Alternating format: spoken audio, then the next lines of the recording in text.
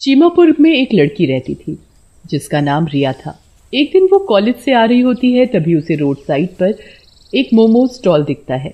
उस स्टॉल पर एक अजीब सी दिखने वाली औरत बैठी होती है। अरे वाह, चलो आज मोमोज ही खा लेती हूँ। आंटी, फुल प्लेट मोमोज कितने के हैं? मोमोज वाली रिया को घूर घूर कर देखने लगती है और कहती है 40 के फुल, 20 के हाफ। ये मोमो वाली इतनी अजीब सा लुक क्यों दे रही है?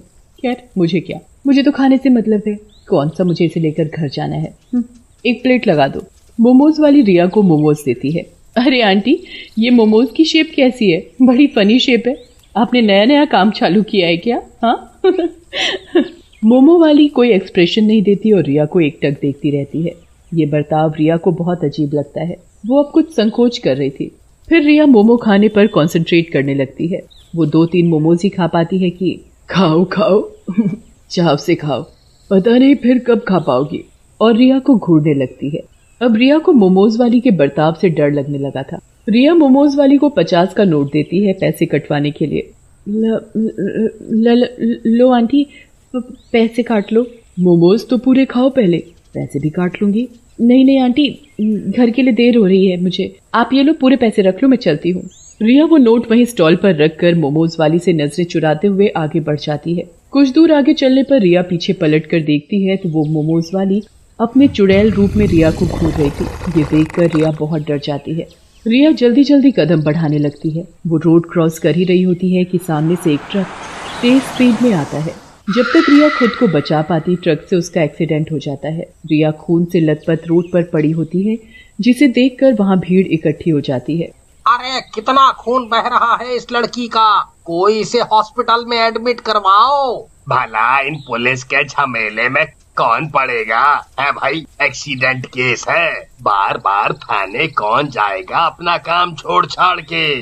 मोमोज वाली भीड़ को साइड करते आगे आती है और रिया को खून से लथपथ देख जोर जोर से हंसने लगती है। अरे पागल हो गई है क्या? किसी को ऐसे देखकर कौन हंसता है? तो ले जा हॉस्पिटल उसे। इतनी चिंता हो रही है तो खड़ी खड़ी शक्ल क्या देख रही है? कहकर वो अपने स्टॉल पर चली जाती है। बड़ी बदतमीज औरत है ये, भला ऐसे कौन बात करता है? फिर भीड़ से एक लड़का पुलिस को फोन करता है। पुलिस आकर रिया को हॉस्पिटल ले जाती है और उसके घर पर भी इन्फॉर्म कर देती है। वो मोमोज वाली अभी भी उस औरत को घूर घूर कर देख रही होती है। इतनी गर्मी हो रही है, भूख भी लग रही है, क्या करूं, मोमोज ही खा लूं क्या? फिर औरत मोमोज वाली पर जाती है। ए मोमोज वाली, हाफ प्लेट मोमोज लगा दे। मोमोज वाली उसे मोमोज देने लगती है पर घूरना बंद नहीं करती। चूरी, मैं कब से तुझे देख रही हूँ, तू मुझे घूरे जा रही है। मेरी सुंदरता पर नजर लगाएगी क्या? खुद तो है ही बदसूरत, मुझे भी नजर मारना चाहती है। चुपचाप मोमोज बेच अपने। मोमोज वाली ये सब सुनकर गुस्से में आ जाती है पर कुछ कहती नहीं है। वो औरत मोमोज खाकर अपने घर जाने लगती है। तभी मोमोज वाली चुड़ैल भी उसके पीछे पीछे जाने लगती है और उसके घर का रास्ता देख लेती है। रात को, पता है, आज दिन में मेरा पाला एक बड़ी अजीब सी औरत से पड़ा। वो मुझे घूरे ही जा रही थी। ओहो, तुम्हारी सुंदरता से जल रही होगी बेचारी। अब क्या करे, तुम हो ही इतनी खूबसूरत। अरे बस जी, रहने दो तुम्हें तो बस मौका चाहिए मुझसे फ्लर्ट करने का।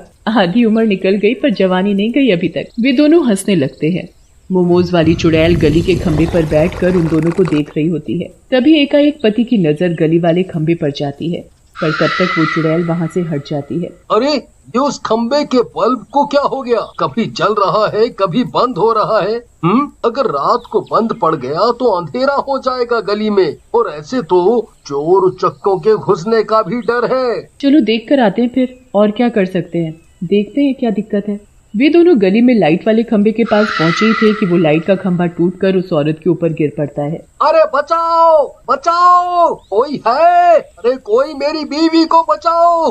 अरे ये कैसी अनहोनी हो गई, बचाओ मेरी बीवी को कोई। अरे कोई बचाओ मेरी बीवी को, इस खंबे के नीचे से निकालो। उसकी आवाज सुनकर आसपास के लोग अपने अपने घरों से बाहर आते हैं और रामा को निकालने में मदद करते हैं और जल्दी से एम्बुलेंस बुलाकर उसे हॉस्पिटल ले जाया जाता है। रामा बेहोश होती है और उसके सिर पर कुछ चोट आई होती है। उसी हॉस्पिटल में रिया भी एडमिट होती है। 2 दिन तक उन दोनों का इलाज चलता है। अचानक ही उस हॉस्पिटल में ऐसे हादसे वाले कई केसेस आने लगे। पुलिस समझ नहीं पा रही थी कि अचानक ये हादसे कैसे हो रहे थे और ये हादसे ही थे या कोई और वजह थी इनके पीछे। हफ्ते भर बाद रिया को होश आता है। अरे मेरी बच्ची ने आंखें खोल ली। अरे रिया के पापा, सुनते हो? देखो, रिया को होश आ गया। डॉक्टर को बुलाओ। रिया के पापा भागे भागे डॉक्टर को बुलाकर लाते हैं। डॉक्टर पुलिस को लेकर रिया का बयान। तो बेटा बताओ, उस दिन जो भी हुआ था, तुम्हारा एक्सीडेंट कैसे हुआ? रिया अभी भी काफी डरी हुई होती है। डर के मारे उसे उस हादसे को याद करने में भी दिक्कत हो रही थी। बार बार रिया के ख्यालों में उस मोमो वाली की शक्ल आ रही थी। रिया पुलिस को बयान दे ही रही होती है कि कुछ अजीब भयानक सी आहट होती है वहाँ। रिया को वार्ड के गेट के शीशे पर मोमो वाली की शक्ल दिखती है, पर इस बार वो शक्ल औरत की नहीं बल्कि एक चुड़ैल की होती है। रिया डर से चिल्लाते हुए दरवाजे की तरफ उंगली करके इशारा करती है। देखो इस लड़की की हरकतें, हॉस्पिटल में पड़ी है, ढंग से खड़ी नहीं हो पा रही, अभी भी मोमोज याद है इसे। ये भी कोई मोमोज खाने का समय है, ठीक हो जा पहले। नहीं मोमो। वो चुड़ैल की शक्ल लगातार रिया को घूरे जा रही थी। डर के मारे बयान बीच में ही छोड़ रिया वापस बेहोश हो जाती है। आखिर रिया कहना क्या चाहती थी? वो नजरें घुमाकर शीशे की तरफ देखते हैं, पर वहाँ भी उन्हें कुछ नजर नहीं आता। पर वो चुड़ैल अभी भी रिया को घूरे ही जा रही थी। तुम यहीं रुको रिया के पास, मैं घर जाके कुछ फल और खाना ले आता हूँ।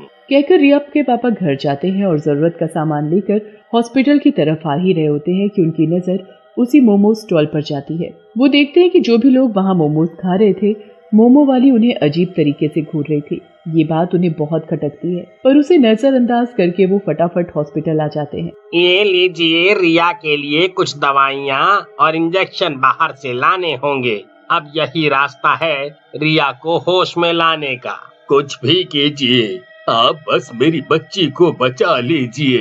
कहकर रिया के पापा नीचे मेडिसिन वार्ड में आते हैं। वहाँ वो एक पेशेंट को देखते हैं जिसे तुरंत आईसीयू में ले जाए जाने की तैयारी की जा रही थी। अरे ये तो वही है जिसे मैंने कुछ देर पहले मोमोज स्टॉल पर मोमो खाते देखा था। तभी उसके ख्यालों में मोमोज वाली का चेहरा आता है। और वो मोमोज वाली भी तो बड़ी अजीब थी। मोमोज खाते हुए लोगों को ऐसे देख रही थी जैसे कच्चा चबा जाएगी। अब उन्हें कुछ शक होने लगता है। और रिया भी तो मोमो खा रही थी। देखा जाए तो जिस रास्ते पर मोमो स्टॉल है, वही रोड रिया के कॉलेज को भी जाता है। अब रिया के पापा के दिमाग में ये गुत्थी सुलझने लगती है। वो डॉक्टर का मंगवाया सामान लेकर जाते हैं। डॉक्टर रिया को इंजेक्शन देते हैं और कुछ घंटों में उसे होश भी आ जाता है। रिया, अच्छा एक बात बताओ, उस दिन रोड वाले मोमोज स्टॉल से क्या तुमने मोमोज खाए थे? हाँ पापा, खाए थे, पर उस औरत की नजरें अजीब थी। फिर रिया के पापा वहाँ आए हुए बाकी पेशेंट के घर वालों से बात करते हैं और सबका जवाब एक ही पाते हैं। अब वो बेचैन होने लगते हैं। अब मुझे समझ आ गया सब कुछ क्या और कैसे हो रहा है। वो वापस मोमो स्टॉल पर जाते हैं। उस औरत को थोड़ी दूर से छुप कर देखते हैं। सारे ग्राहकों के जाने के बाद वो मोमोज वाली एक चुड़ैल का रूप ले लेती है। हर दिन शिकार बनोगे तुम लोग। या तो मरोगे ही या मोमोज खाना ही भूल जाओगे। मोमोज क्या है दुनिया में, तहलका ही आ गया हो। अब खाओ मोमोज। ये देखकर तो मानो रिया के पापा के होश खो जाते हैं। मतलब मेरी बेटी ने एक चुड़ैल के मोमोज खाए थे, और जितने भी लोग आजकल हादसे में मर रहे हैं वे सब भी मोमोज वाली चुड़ैल के हाथ के मोमोज खा के हॉस्पिटल में एडमिट हो रहे हैं। रिया के पापा उन पेशेंट्स के घर वालों को इकट्ठा करते हैं और पुलिस के साथ बैठकर सारी बातें बताते हैं। वे लोग डंडा लेकर उस जगह जाते हैं। चुड़ैल, अब तेरा असली रूप हमारे सामने आ चुका है। तेरे काले जादू वाले मोमोज खाकर हमारे घर वाले इस हालत में हैं। आज तो तू नहीं बचेगी। है तुम लोग मेरा कुछ नहीं बिगाड़ सकते। जाओ जाकर अपने घर वालों को बचाओ जो मौत के मुंह में झूल रहे हैं। ये सुनकर वो लोग गुस्से में आ जाते हैं और डंडों से उसका स्टॉल तोड़ देते हैं और उसे भी पीटना शुरू कर देते हैं।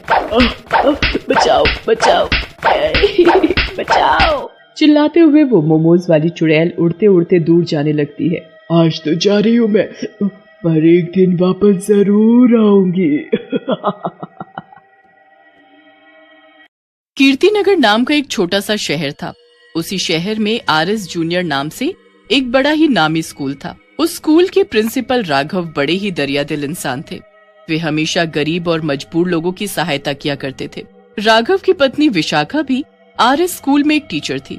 वो 5वीं क्लास के स्टूडेंट को पढ़ाती थी, मगर वो राघव जैसी बिल्कुल नहीं थी। वो तो गरीबी और गरीब लोगों से ही बहुत नफरत करती थी। एक दिन की बात है, प्रिंसिपल राघव के ऑफिस में मनोहर नाम का एक बहुत ही गरीब आदमी अपनी बेटी प्रिया का दाखिला कराने के लिए आता है। मनोहर कीर्ति नगर में गटर साफ करने का काम किया करता था। राघव मनोहर को देखते ही बोलता है, अरे मनोहर जी, आप तो सच में बहुत अच्छा काम करते हैं। कुछ दिन पहले आपने हमारे घर के पास भरे हुए गटर और उसके आसपास की सारी गंदगी को बहुत ही अच्छे से साफ किया था। और ये आपके साथ आपकी बेटी प्रिया है ना? जी साहब। प्रिंसिपल साहब, आप सच में बहुत ही अच्छे इंसान हैं। साहब, आप सच में मेरी प्रिया का दाखिला अपने स्कूल में करा देंगे?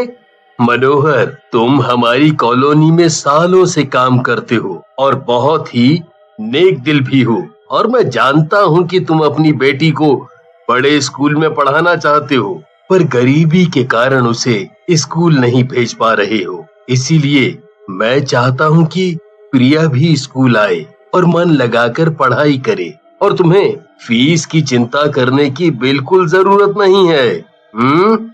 राघव की बात से मनोहर और प्रिया बहुत खुश होते हैं। प्रिंसिपल सर, क्या कल से मैं आपके स्कूल में पढ़ने के लिए आ सकती हूँ? बिल्कुल आ सकती हो। फिर क्या था, अगले ही दिन से प्रिया खुशी खुशी स्कूल आती है और अपनी क्लास में सबसे आगे की सीट पर जाकर बैठ जाती है। कुछ ही देर में विशाखा टीचर भी क्लास में आती है और प्रिया को देखकर बोलती है, तुम तो मनोहर की बेटी प्रिया हो? हाँ, अब एक गटर साफ करने वाले की बेटी हमारे स्कूल में पढ़ेगी? हो ना हो, जरूर राघव ने इसका एडमिशन अपने स्कूल में किया होगा। मैं अभी जाकर उससे बात करती हूँ। विशाखा गुस्से से प्रिंसिपल के ऑफिस जाती है। राघव, ये सब क्या है? अरे तुमने उस गटर साफ करने वाले की बेटी का एडमिशन अपने स्कूल में करा दिया। तुम जानते हो ना कि हमारे स्कूल में सभी स्टूडेंट्स कितने नामी घरों से बिलोंग करते हैं। विशाखा, क्या गटर साफ करने वाले की बेटी को बड़े स्कूल में पढ़ने का कोई हक नहीं है? मैं जानता हूँ उसके पिता गरीब हैं और गटर साफ करते हैं, इसीलिए तुम्हें उसकी बेटी से प्रॉब्लम है। आप तो बस सभी गरीबों की सहायता करते रहो और सारा पैसा उन पर लुटाते रहो। ऐसा बोलकर विशाखा गुस्से में वहाँ से चली जाती है और अपनी क्लास में जाकर प्रिया से बोलती है, प्रिया, अपना बैग उठाओ और सबसे पीछे की सीट पर जाकर बैठो, और अगर गलती से भी आगे की सीट पर बैठी ना तो मैं तुम्हारा वो हाल करूंगी कि तुमने कभी अपने सपने में भी नहीं सोचा होगा। मुझे तो तुम्हारे अंदर से गटर की गंदी स्मेल आ रही है। लंच में प्रिया पानी पीने के लिए जाती है तो उसकी क्लास के बच्चे प्रिया को चिढ़ाने लगते हैं। अरे दोस्तों, इस प्रिया से दूर ही रहना, इसमें से तो गटर की स्मेल आ रही है। फिर वहाँ खड़े सभी बच्चे जोर जोर से हंसने लगते हैं कि तभी चिराग प्रिया को धक्का देकर फर्श पर गिरा देता है। तुमने मुझे धक्का दिया और मुझे गंदा बोला? रुको, मैं तुम सभी को अभी मजा चखाती हूँ। ऐसा बोलकर प्रिया चिराग और मीनाक्षी दोनों को धक्का देकर फर्श पर गिरा देती है। इतने में विशाखा टीचर आती है। देखो ना टीचर जी, इस प्रिया ने हम दोनों को धक्का देकर गिरा दिया। नहीं मैम, ये चिराग झूठ बोलता है, पहले इसी ने मुझे धक्का दिया। बस बस, मुझे तुम्हारी सफाई नहीं सुननी। एक तो मुझे तुम बिल्कुल पसंद नहीं हो, ऊपर से अब मेरी क्लास के बच्चों को मारने पीटने भी लगी हो। आज पूरा दिन क्लास के बाहर कान पकड़कर खड़ी रहना, यही तुम्हारी पनिशमेंट है। प्रिया क्लास के बाहर कान पकड़कर खड़ी होती है कि तभी प्रिंसिपल सर वहाँ आते हैं और प्रिया से बोलते हैं, अरे प्रिया, ये क्या, तुम्हें पनिशमेंट मिली है? देखिए ना प्रिंसिपल सर, मेरी कोई गलती भी नहीं थी, फिर भी मैम ने मुझे पनिशमेंट दे दी। विशाखा मैम तो मुझसे इतनी नफरत करती है कि गलती किसी की भी हो पर पनिशमेंट मुझे ही देती है। हर छोटी छोटी बात पर मुझे डांटती रहती है। फिर प्रिया राघव सर को सारी बात बताती है, जिसे सुनकर राघव को बहुत गुस्सा आता है और वो प्रिया के साथ क्लास में जाता है और विशाखा पर बहुत गुस्सा होता है। विशाखा मैम, मुझे आपसे ये उम्मीद नहीं थी। प्रिया की गलती भी नहीं थी और आपने उसे पनिशमेंट दे दी। उसके फादर गरीब हैं, गटर साफ करते हैं, इसलिए आप उससे इतनी नफरत करती हैं। ऐसा बर्ताव तो कोई जानवर से भी ना करे। फिर ये तो इंसान है। आगे से आप प्रिया को या किसी भी बच्चे को ऐसी पनिशमेंट नहीं देंगी, ओके? ऐसा बोलकर सर अपने ऑफिस में चले जाते हैं। उनके जाते ही विशाखा को बहुत गुस्सा आता है और वो मन में बड़बड़ाते हुए बोलती है, आज इस गटर साफ करने वाली की बेटी के लिए राघव ने मुझे इतना सुनाया। इस लड़की को तो। अगले ही दिन क्लास में चिराग और मीनाक्षी आपस में धीरे धीरे बातें कर रहे होते हैं। ये दोनों आपस में क्या फुसफुसा रहे हैं? टीचर जी, आपको पता है हमारे स्कूल के पीछे वाले तालाब में ना जाने कहां से कुछ मगरमच्छ आ गए हैं। वे बहुत ही खतरनाक हैं। तालाब में मगरमच्छ? फिर तो मैं भी जाऊंगी उन्हें देखने, और आप सभी स्टूडेंट्स को भी मगरमच्छ दिखाकर लाऊंगी।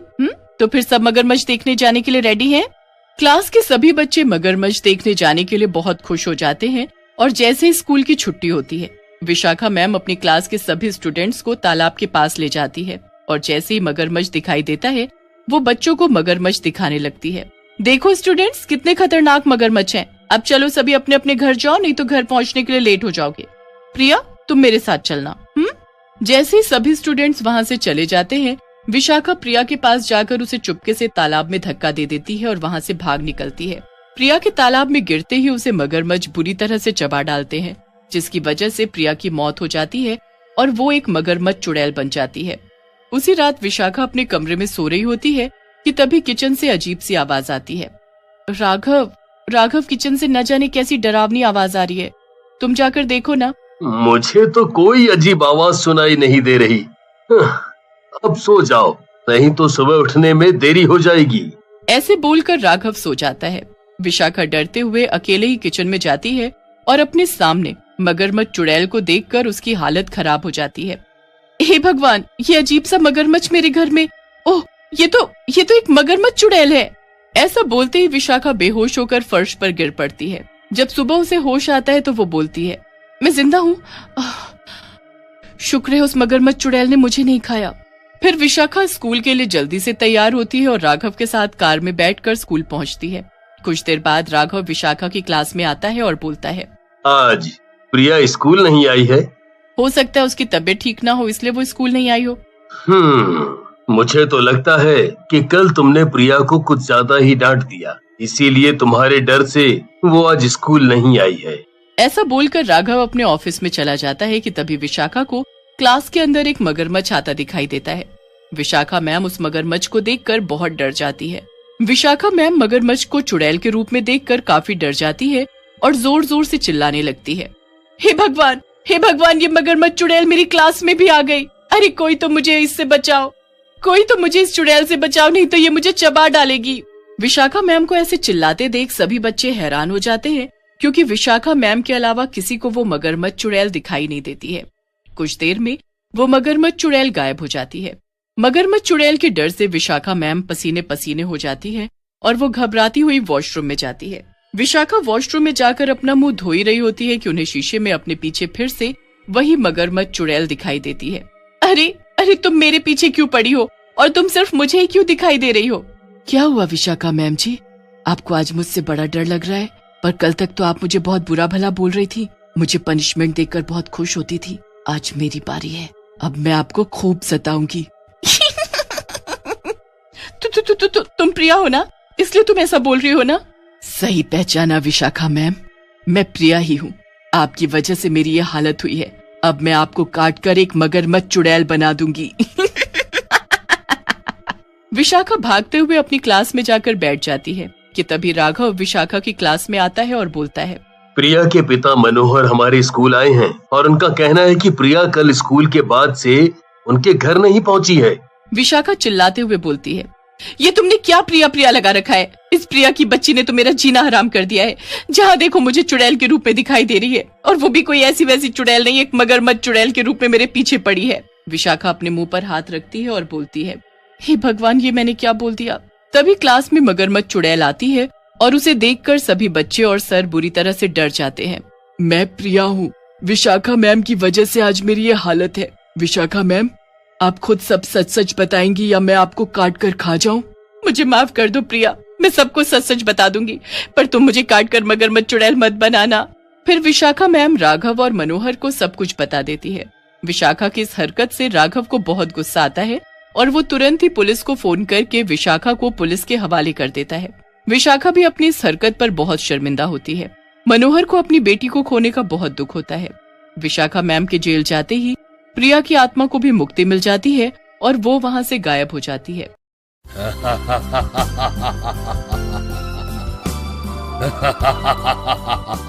एक गांव में एक पागल औरत रहती थी। वो गांव वालों से खाने को मांगा करती थी और कोई न कोई दयालु गांव वाला उसे खाना खिला देता था। एक दिन सुबह सुबह वो एक स्कूल के आगे से गुजर रही होती है। स्कूल के बच्चे उसे छेड़ने लगते हैं। अरे पगली, कैसी है तू?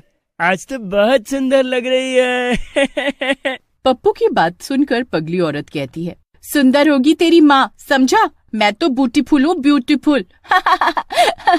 पप्पू का दोस्त सनी भी उसे छेड़ते हुए बोलता है, अरे ओ पगली औरत, आइसक्रीम खाएगी?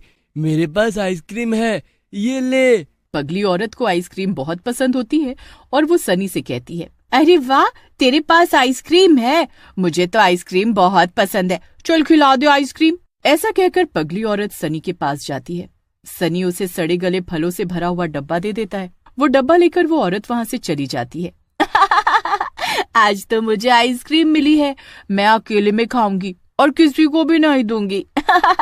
खूब मजा आएगा। पागल औरत के जाने के बाद सनी और पप्पू आपस में बातें करने लगते हैं।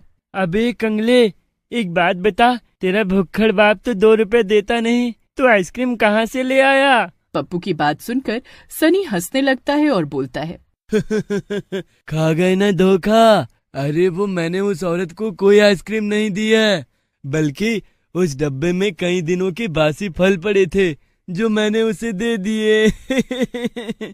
सनी की बात सुनकर पप्पू भी हंसने लगता है। तभी उनके साथ पढ़ने वाली एक लड़की, जिसका नाम पूजा होता है, उनकी बातें सुनकर बोलती है, तुम दोनों कितने घटिया इंसान हो। अगर उस औरत को कुछ हो गया तो तुम्हें उस पर कोई दया नहीं आई। पूजा की बात सुनकर सनी हंसते हंसते बोलता है, अरे पूजा, तू क्यों मदर इंडिया बन रही है? अरे मजाक ही तो की है, कहीं सड़े फल खाने से कोई मर सकता है क्या? लेकिन पूजा का डर सही होता है। पागल औरत सारे सड़े फल खा लेती है और फल खाने के बाद उसकी तबीयत खराब होने लगती है। पूजा पागल औरत को गांव के वैद्य जी के पास लेकर जाती है। वैद्य जी औरत को देखने के बाद बोलते हैं, पूजा बेटी, इसकी तो तबीयत बहुत खराब है, इसे तो केवल भगवान ही बचा सकते हैं। इसकी तबीयत गंदा खाने से खराब हुई है, अब इसका बचना मुश्किल है। ऐसा कहकर वैद्य जी वहाँ से चले जाते हैं। पूजा भी भारी मन के साथ वहाँ से चली जाती है।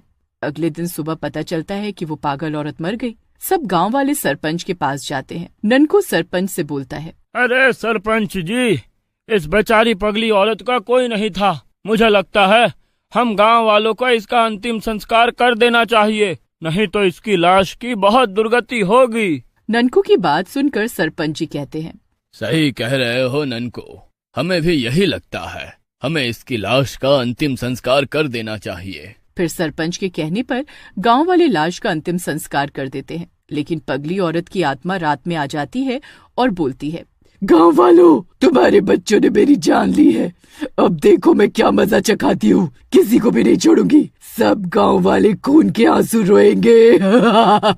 तभी उसकी नजर उसकी लाश के पास खड़ी पूजा पर पड़ती है। पूजा रो रही होती है और अपने आप से बोल रही होती है, ये उन दुष्टों ने आपके साथ अच्छा नहीं किया, उन दोनों को उनके किए की सजा भगवान जरूर देगा। पूजा की बात सुनकर पगली औरत की आत्मा कहती है, ये एक नेक बच्ची है और एक वो दुष्ट बच्चे, मैं जरूर बदला लूंगी, भगवान नहीं मैं ही सजा दूंगी सब दुष्ट बच्चों को।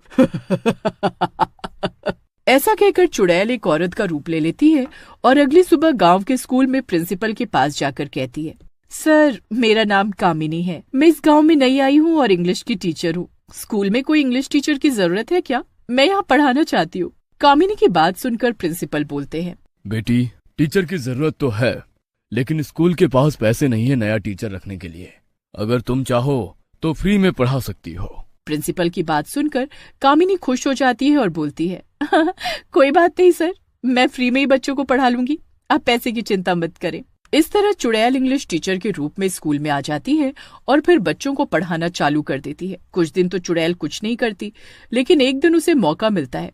चुड़ैल पप्पू के पास जाती है और बोलती है, पप्पू बेटा, पहचाना मुझे? तेरी वजह से मेरी जान गई थी। चुड़ैल की बात सुनकर पप्पू बोलता है, मेरी वजह से? मैंने क्या किया है चुड़ैल जी? मैं तो आपको जानता भी नहीं हूँ। पप्पू की बात सुनकर चुड़ैल हंसने लगती है और बोलती है, तू मुझे नहीं जानता। ये मजाक मुझे बहुत ही ज्यादा अच्छा लगा। अरे तेरी वजह से ही तो मैं मर गई थी। भूल गया मुझे, मैं वही पगली हूँ जिसे तूने और तेरे दोस्त ने सड़े हुए चुड़ैल की बात सुनकर पप्पू और भी ज्यादा घबरा जाता है और वहाँ से भागने लगता है, लेकिन चुड़ैल उसे पकड़ लेती है। जाने दो मुझे, मैंने कुछ नहीं किया है, जो भी किया है उस सनी के बच्चे ने किया। लेकिन चुड़ैल पप्पू की आंखें निकाल लेती है। तू कुछ भी कह लड़के, तूने और तेरे उस शैतान दोस्त ने मेरे साथ ऐसा किया है। इसकी सजा तो तुम दोनों को और तुम्हारे जैसे सब शैतान लड़कों को मिलेगी। और हाँ, अगर तूने ये बात किसी और को बताई तो इस बार तेरी जान ले लूंगी।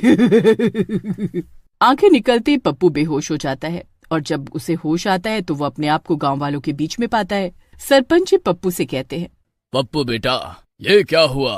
कहाँ गई तुम्हारी आंखें?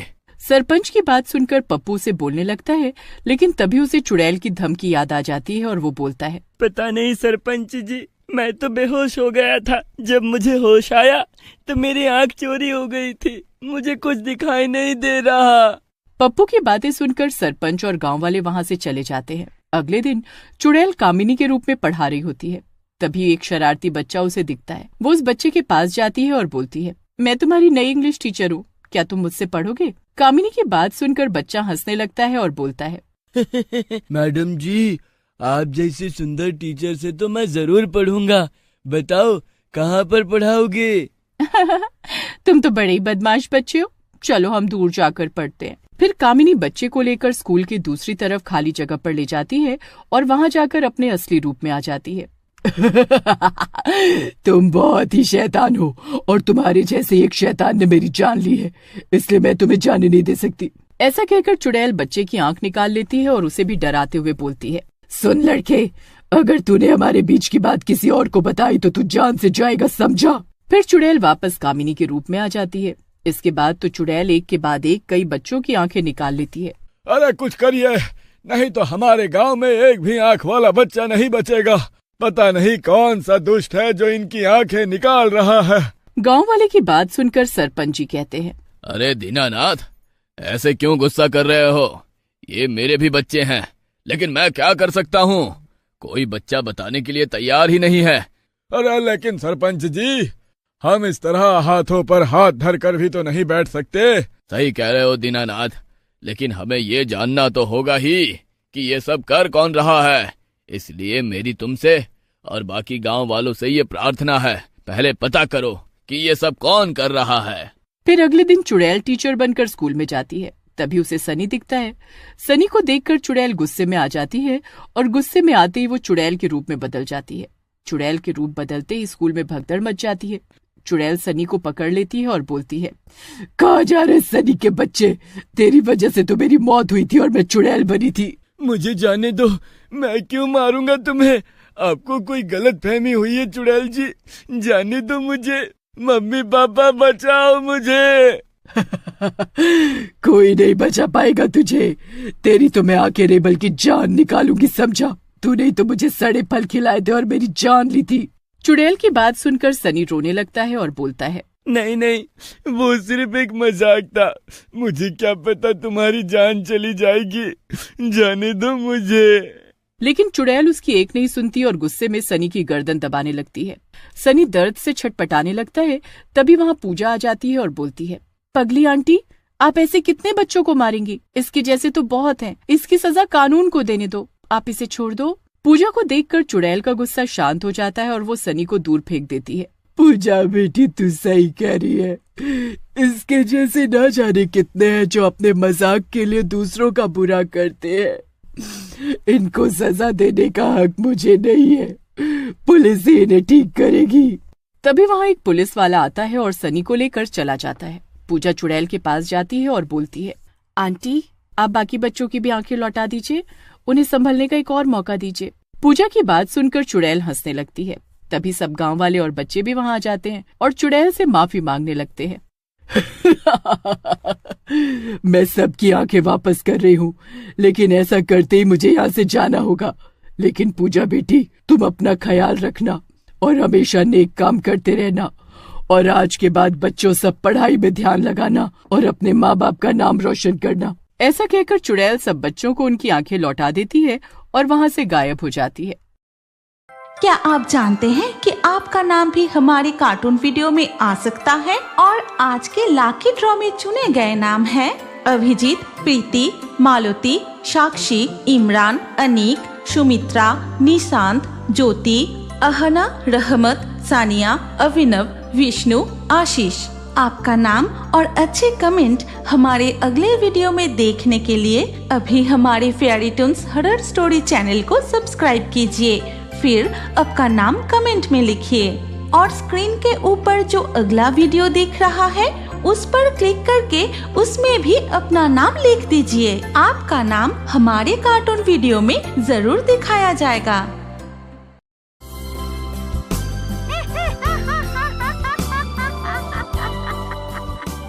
अरे क्या हुआ तुझे? सुबह सुबह इस तरह मुंह फुलाकर क्यों बैठा है? अरे तुम तो जानती हो ना माँ कि मुझे अपना नया काम शुरू करना है, और काम शुरू करने के लिए पैसे भी तो चाहिए, और पैसे के नाम पर मेरे पास तो एक फूटी कौड़ी भी नहीं है। अरे तो क्या हुआ बेटा, इसमें ऐसे उदास होने वाली क्या बात है? तेरे पास पैसे नहीं है तो तेरी पत्नी को बोल अपने मायके से जाकर पैसे लेकर आएगी। अरे उसके मायके में खाने का दाना पानी तो है नहीं, मेरे काम के लिए पैसे कहाँ से लेकर आएगी वो? तुझे तो मैंने पहले ही कहा था कि इस लड़की से शादी मत कर, फिर भी तूने हमारी मर्जी के खिलाफ जाकर इससे शादी की। अगर हमारी मर्जी से शादी की होती तो इतने अमीर लड़की से तेरी शादी करवाते जो दुनिया भर का दहेज लेकर आती घर में।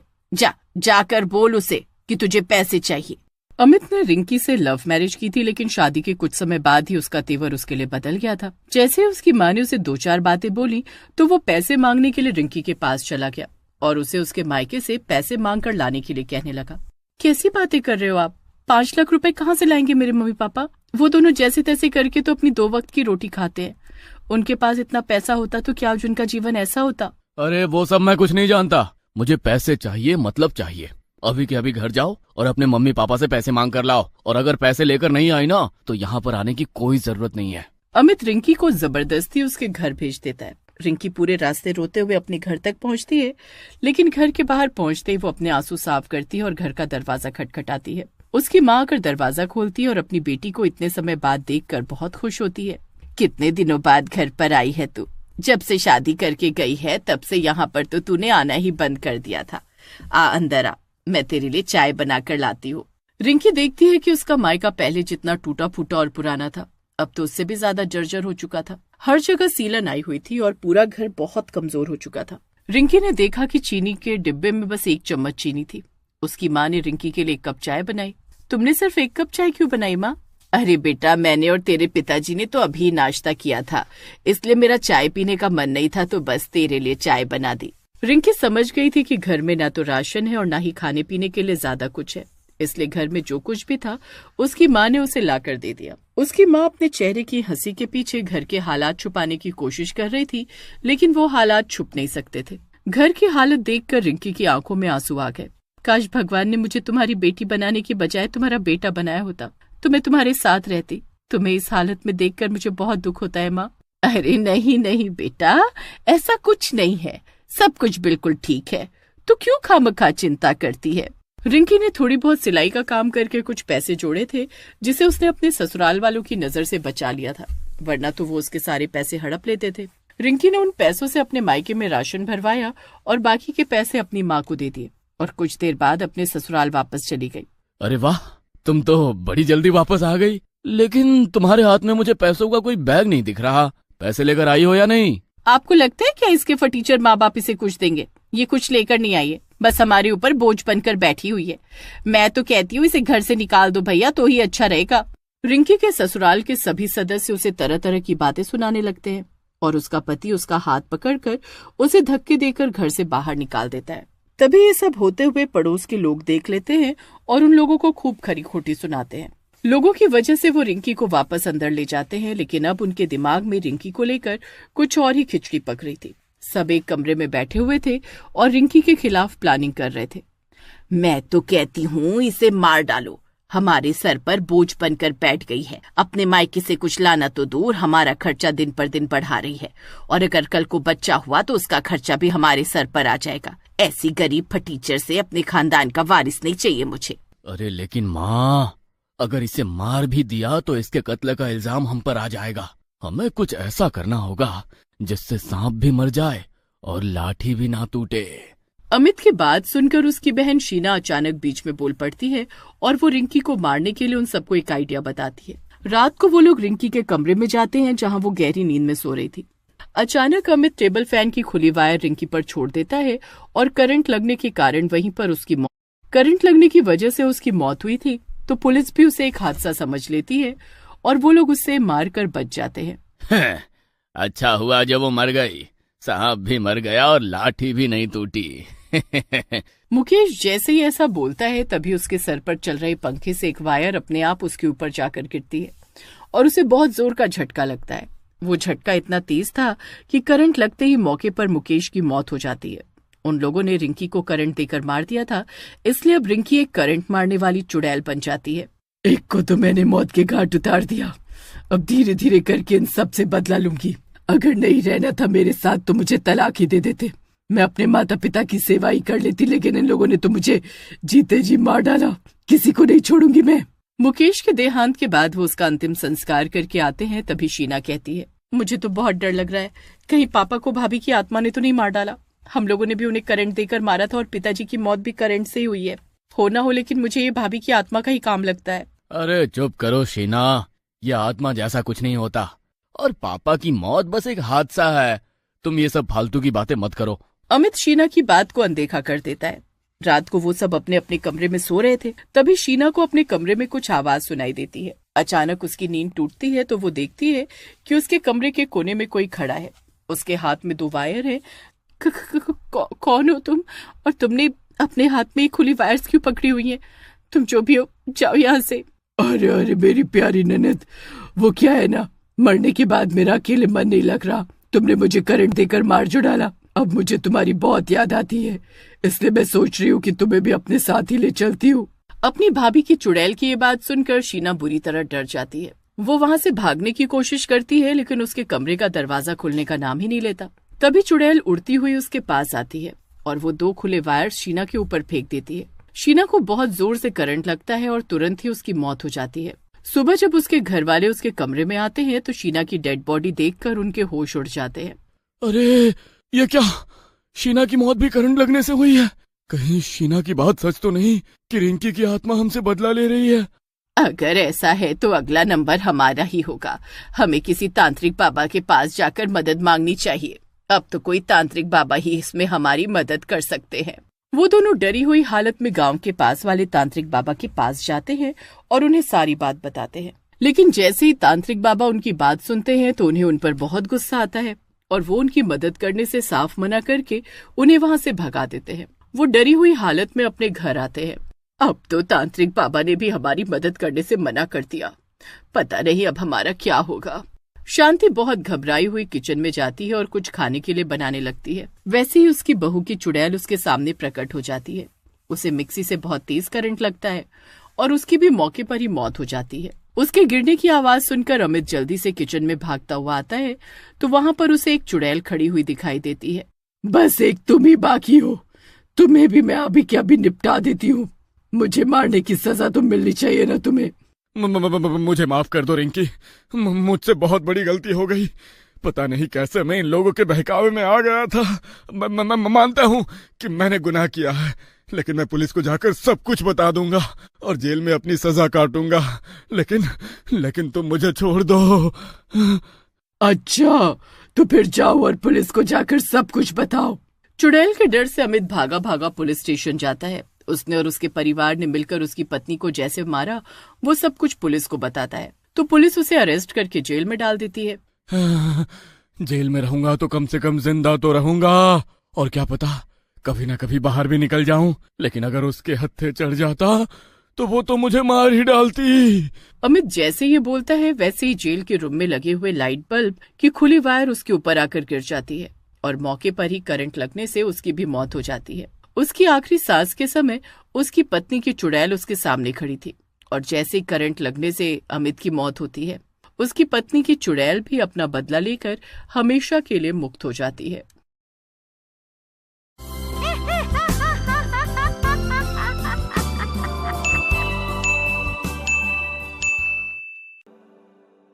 Please like, share and subscribe.